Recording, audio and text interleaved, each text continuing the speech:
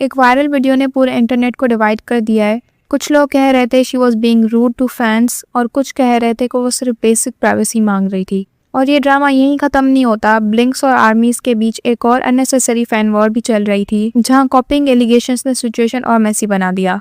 तो सबसे पहले कॉन्टेक्स्ट समझ लेते हैं। तो जेनी किम रिसेंटली पेरिस गई थी for Paris fashion week as Chanel's global brand ambassador. She was attending the Chanel fall winter show, जो कि नॉर्मल है क्योंकि जेनी का ब्रांड के साथ काफी स्ट्रॉन्ग कनेक्शन है। लेकिन जो वायरल मोमेंट हुआ वो एक्चुअली इवेंट के बाद का है, जब जेनी कैजुअली स्ट्रीट्स पे वॉक कर रही थी नियर प्लेस वैंडोम ऑन मार्च 8, 2026। अब आते हैं मेन इंसिडेंट पे। जेनी को एक क्राउड ने सराउंड कर लिया ऑटोग्राफ्स और फोटोज के लिए। बहुत लोग स्टैक्स ऑफ फोटो कार्ड्स और एल्बम्स लेके आए थे। अब कुछ जेन्युइन फैंस थे, लेकिन ऑनेस्टली काफी लोग रीसेलर्स भी लग रहे थे, जो बेसिकली सिग्नेचर्स कलेक्ट करके ऑनलाइन सेल करते हैं। सिचुएशन धीरे धीरे इंटेंस हो गई और जेनी विजिबली ओवरवेल्म लग रही थी। जेनी की मैनेजर एलिसन ने भी क्राउड से रिक्वेस्ट की कि अगर वो साइन कर रही है तो उसे पीसफुली जाने दिया जाए। लेकिन अगर आप फुल क्लिप देखो तो पिक्चर थोड़ी डिफरेंट है। काफी रिक्वेस्ट के बाद भी जेनी ने मल्टीपल आइटम साइन किए, सिर्फ सिचुएशन को काम करने के लिए। क्लियरली वो रिफ्यूज नहीं कर रही थी, बस अपनी पर्सनल स्पेस मांग रही थी, क्योंकि पपराजी और पुशी क्राउड के बीच सिचुएशन ऑलरेडी स्ट्रेसफुल थी। अब जैसे ही ये क्लिप वायरल हुई, इंटरनेट लिटरली दो साइड्स में डिवाइड हो गया। अब कुछ लोग कह रहे थे कि वो रूड लग रही थी और सेलिब्रिटीज को फैंस के साथ ज्यादा पोलाइट होना चाहिए, क्योंकि उनके अकॉर्डिंग विदाउट फैंस उनका कोई एक्सिस्टेंस नहीं होता। ये ओपिनियन मोस्टली शॉर्ट क्लिप्स देखकर बना,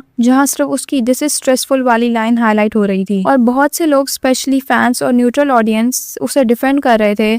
उनका कहना था कि आइडल्स भी ह्यूमंस हैं, उनको भी प्राइवेट टाइम चाहिए होता है। क्राउड एग्रेसिव था, पुशी और थोड़ा ओवरवेलमिंग था, प्लस रीसेलर्स भी इन्वॉल्व थे, तो सिचुएशन ऑलरेडी अनकंफर्टेबल थी। इवन फिर भी जेनी ने मल्टीपल आइटम साइन किए जस्ट टू काम थिंग्स डाउन, जो क्लियरली शो करता है कि she still cares about her fans. अगर ऑनेस्टली बात करें, फुल वीडियो और रिपोर्ट्स देखने के बाद मुझे लगता है कि जेनी रूड नहीं थी, वो जेन्युइनली ओवरवेल्म थी और पोलाइटली अपनी स्पेस मांग रही थी। और इम्पोर्टेंट बात यह है कि उसने फिर भी मल्टीपल आइटम साइन किए, जो क्लियरली शो करता है कि she still cares. Genuine fans deserve interaction, लेकिन हरासमेंट, रीसेलर्स या पर्सनल स्पेस इन्वेड करना एक्सेप्टेबल नहीं है। बैलेंस जरूरी है और रिस्पेक्ट दोनों साइड से आना चाहिए। और ट्विस्ट ये है कि पेरिस इंसिडेंट से पहले ही एक और डिबेट ऑलरेडी चल रही थी ब्लिंक्स और आर्मीज के बीच। कुछ फैंस क्लेम कर रहे थे कि बीटीएस के अपकमिंग कॉन्सेप्ट्स जैसे रेड थीम या सॉन्ग टाइटल्स समहाउ इंस्पायर्ड है जेनी के सोलो एल्बम रूबी और उसके ट्रैक लाइक जेनी से। और ऑनेस्टली जितना ड्रामेटिक ये सुनने में लगता है, उतना सॉलिड आर्गुमेंट नहीं है। सिंपल सी बात है, कोई आर्टिस्ट एक कलर ओन नहीं करता। रेड थीम तो काउंटलेस ग्रुप्स यूज कर चुके हैं over the years. Song titles में सिमिलर वर्ड्स या फ्रेजेस के पॉप में कॉमन है और पहले भी मल्टीपल आर्टिस्ट यूज कर चुके हैं विदाउट ड्रामा। यहाँ जो हो रहा है वो mostly coincidence plus fan exaggeration लगता है। रियलिटी ये है कि आर्टिस्ट अपना क्रिएटिव विजन फॉलो करते हैं और फैंडम्स छोटी सिमिलरिटीज को अननेसेसरी ड्रामा बना देते हैं। सो ओवरऑल देखा जाए तो जेनी किम का Paris incident more about privacy versus expectations था। शी वाज स्ट्रेस्ड, फिर भी उसने कामली सिचुएशन हैंडल की। और जो बीटीएस वर्सेस जेनी कॉपिंग डिबेट है,